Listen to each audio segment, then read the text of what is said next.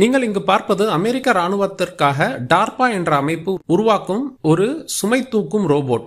பல நாடுகளில் கழுதைகள் மற்றும் குதிரைகளில் சுமை தூக்கி பார்த்திருப்போம். அமெரிக்க ராணுவ வீரர்களுக்காக போர்க்களத்தில் சுமையை தூக்குவதற்காக பெட்ரோல் இன்ஜினை பயன்படுத்தி இயங்கும் இந்த வகை ரோபோட்களை வடிவமைத்து அதனை காடு, மலைப்பிரதேசம், பனி மற்றும் பல இடைஞ்சல்களுக்கு இடையே இது எவ்வாறு வேலை செய்கிறது என்று சோதனை செய்து பார்த்தார்கள். பின்பு இந்த கருவிகள் எல்லாம் உண்மையான போருக்கு உகந்ததாக இல்லை, ஏதாவது ஒரு பழுது ஏற்பட்டால் அதை சரி செய்வதற்கு அதிக நேரம் ஆகும் என்று பல காரணங்களை சொல்லி இந்த திட்டத்தை கைவிட்டதாக வெளி உலகத்திற்கு சொல்லியிருக்காங்க.